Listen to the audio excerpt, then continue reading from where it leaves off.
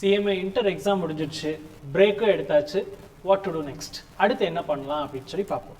So நம்ம இது 2-3 செக்மெண்ட்டாக பிரிச்சுட்டு we'll see what to do. Okay, first செக்மெண்ட்டில் நம்ம என்ன பார்க்கலாம் அப்படின்னா குரூப் 1 மட்டும் நான் இப்போ எழுதியிருக்கேன்.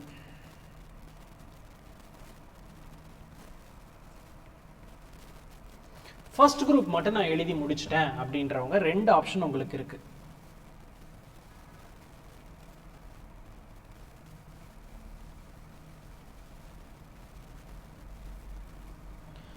குரூப் 1 எக்ஸாம்ஸ் நல்லா பண்ணேன், கண்டிப்பாக பாஸும் பண்ணிடுவேன். 4 பேப்பருமே நல்லா எழுதியிருக்கேன், எனக்கு I'm 200% confident I will clear the exam அப்படின்னு இருக்கீங்களா? அது ஒரு கேட்டகரி. இன்னொரு கேட்டகரியில் நான் நல்லா பண்ணேன் பட் ஐம் நாட் ஷியூர், இல்லை நான் நல்லா பண்ணலைங்க, ஜஸ்ட் கேவ் அ ட்ரை அப்படின்னா அது கண்டிப்பாக உங்களுக்கு நெக்ஸ்ட் அட்டெம்ப்ட் தான், no other go December exam தான் நம்ம ஃபோக்கஸ் பண்ணி ஆகணும். சரி, இப்போ பாஸ் பண்ணிடுவேன் எனக்கு கன்ஃபார்மாக தெரியும் அப்படின்றவங்க we need not wait like August 23, 24 results வரும் அப்படின்னா நீங்கள் அது வரைக்கும் வெயிட் பண்ணணுன்ற அவசியம் கிடையாது.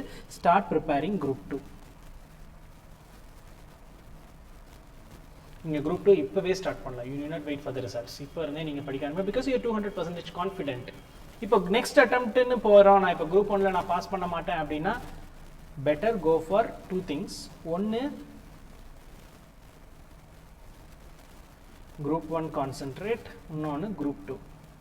என்னடா இங்கே பாஸ் பண்ணாலும் குரூப் 2 சொல்கிறீங்க, பாஸும் பண்ணலங்கிறேன் பட் குரூப் 2 போங்க அப்படின்றீங்கன்னா, see if you are completely into study, இப்போ வந்து CMA இன்டர் மட்டும் தான் என்னோட படிக்கிற வேலை, I don't have any other இன்டர்ன்ஷிப்போ இல்லை வேறு ஏதாவது ஒர்க் பண்ணுறேன் இல்லை காலேஜ் படிக்கிறேன், எதுவுமே இல்லை, எனக்கு CMA மட்டும்தான் ஒரே டார்கெட் அப்படின்னா நீங்கள் கண்டிப்பாக குரூப் 1 கான்சென்ட்ரேட் பண்ணி நீங்கள் ரிவிஷன் சீரியஸஸ் மாதிரி போயிட்டு டெஸ்ட் பேட்சஸ் நிறைய அட்டன் பண்ணுங்கள்.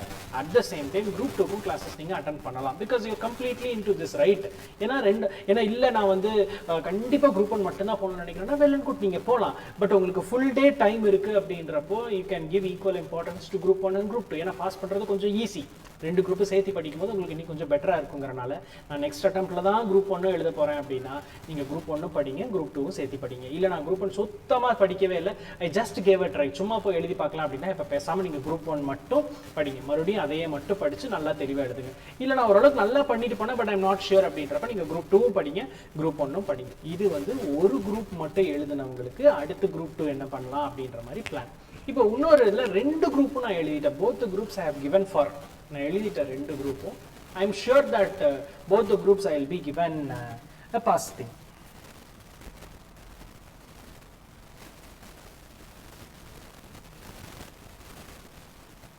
ரெண்டுமே நான் வந்து நல்லா கொடுத்துருக்கேன்.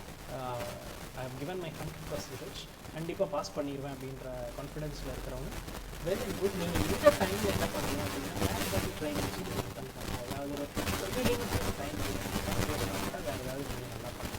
இல்லை 2 குரூப் நான் எடுத்துட்டேன் பட் ஒரு குரூப் நான் ஒரு குரூப்